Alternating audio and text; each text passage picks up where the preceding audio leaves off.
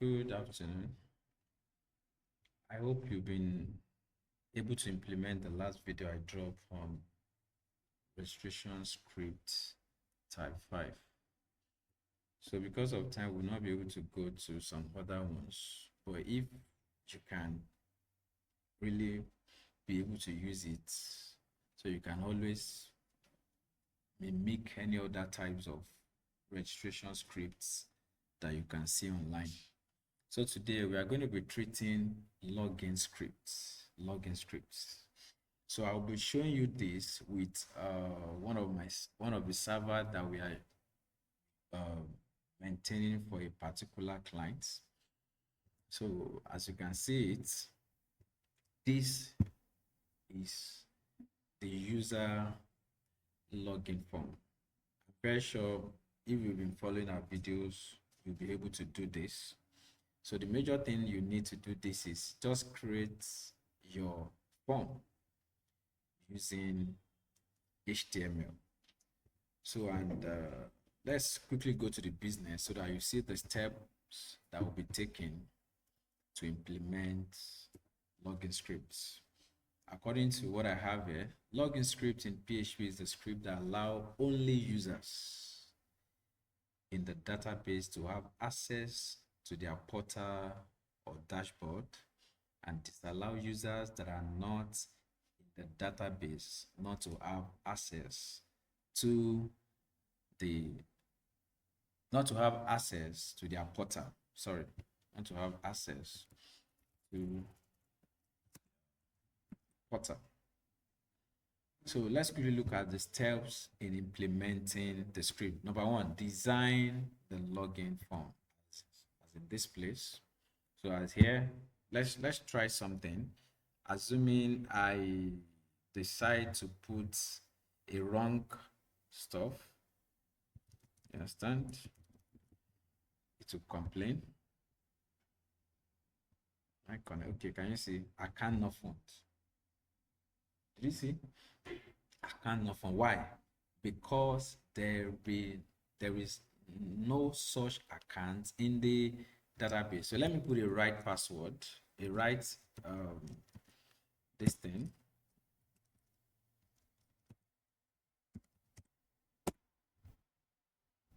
Okay, can you see now that this has taken me to the dashboard? So let's quickly see how we can do the same on a local computer. So the first thing you would do is that you would design a login form. Let me just show you mine. You can see that it's very simple. You can see the username, and this is the code for input form. Then this is the password in label tag, and this is the what input code for the password. And the last form is the what the submit form. So after you've done this is exactly what you will have. Let me log out so that you see exactly what you will have. Now the next thing is, according to the steps we are following, include the login script at the top of the login page. That means you go to the login page sorry, and you go to the top of the script. Can you see in my line 1, I open the PHP and I close it, then after which I use the include code, you understand, to put or to include my advanced admin login. That's the name of my my login scripts in this case. And the reason why I'm using another include is because that code is kept in another folder. Normally, if it is just in the public underscore HTML directory, I will not need to put this. But because it is inside an include folder, let me show you. This is the server, and I will need to enter the include before I will see it. So that is why I'm using another include. You understand? /advanced admin underscore login. So after that is done, let's see the next step. The next step is paste the login scripts that you copied on our website and create a new page. So let's look at the new page that we create. This is the advanced admin. So let me try and explain the most important thing that you will need. Now, you might not need all this variable error, blah, blah, blah. I only use two out of this, variable ER and variable CHK. And I declared as what? Empty. Why? Because I want all my error code to be displayed at the top of the login script. How? Go to the login script. You will see that I've used it back here. Can you see? Immediately after the Wadoda farm, I created another H2 and I put echo variable ER, echo variable CHK. So let's go back to the scripts. So after that, the next thing is what? I include SQL icon. I know if you've been watching our video, you should know how to include your database to your script. So there's no need of going into that. Then after that, I now use if is set. That is, if something is being inputted in the what? In the test, in the username field. Then another method you can use for this that you might not decide to use, that you can use if is set, and you will use the name attributes of the what? Of the submit button. So any of it. So after that, variable email, variable password. These are the two major variables. Variable email will tab whatever is being inputted in the what? Username, and variable password will tab whatever is being inputted at the what? At the password. So let's continue. So after this, if not variable email, that is, if nothing is being inputted in the email and nothing is being inputted in the password, the field cannot be what? Empty. And I said else. You see what I quickly did? I need to quickly write an SQL statement. Why? Because the next thing is I want to confirm if the user is available in the database. So that's why I said variable SQL equals select all from what? User. The name of the table is what?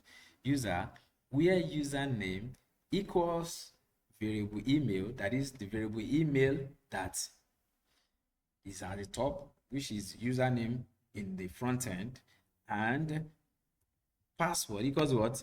Variable pass. And I quickly query it and assign it to variable SQL2. Now after that, I said if my SQL underscore affected underscore row is one of the MySQL function equals 0. That is, if you try to look for the guy in the column, if you try to look for the guy in the column and you did not find anybody there, that's why it is 0. I cannot what? Available. Then immediately after that, I use while variable row. Why am I doing this? The reason is because I'm trying to tap every column in the database table, because I know that later I will need column S, I tabbed it. I know later I will need username, later I will need password, later I will need status, later I will need first. In case you are not familiar with MySQL, I will encourage you to enroll or watch our video on SQL. Anytime you see a square bracket like this, what it's simply saying is that the column name of each column is this.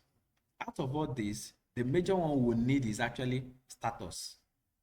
That is, whenever they are registering to the database, there's a column that I call what? Status. If you're a staff, it knows that you're a staff. If you're a record, it knows that you're in record department. If you're in production, it knows that you're in what? Production department. That's why I'm trying to fetch each of the column. Now let's now go to the business. I'm not going to waste time on admin. I'm dealing with record, the example I showed you. So let's just go to the record side of it. Can you see? Say if what? Variable status equals record. That is, if the person that tries to log in is in what? Is in record, it should do what? This is the sectioning aspect. But I can assure you in the next video, I'll be doing video on sectioning, so that I will be able to explain, so that I will be able to take my time to explain the meaning of passing of sectioning. It's one of the super global variable in PHP. I'll be able to do that. Then after that, we now use header. That is, while everything is correct, direct the person to dashboard underscore what? Record. That's the reason that immediately a right this thing is being pressed with the email,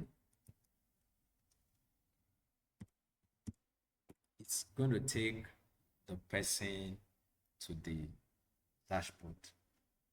Above all things, the most important thing in this aspect is the sectioning, because if you didn't do your sectioning part very well, you're going to have issue with your code. And at the same time, hackers can easily hack into your website. Let me quickly show you something. For example, now we're in the dashboard. Let me assume that I copied this. And maybe you are in a particular period where you are paying money, for example, in the bank, and someone was at your back and the person crammed or snapped the URL and paste it in his own laptop at home. You will notice that what will happen is that it will load the person back. It's part of sectioning.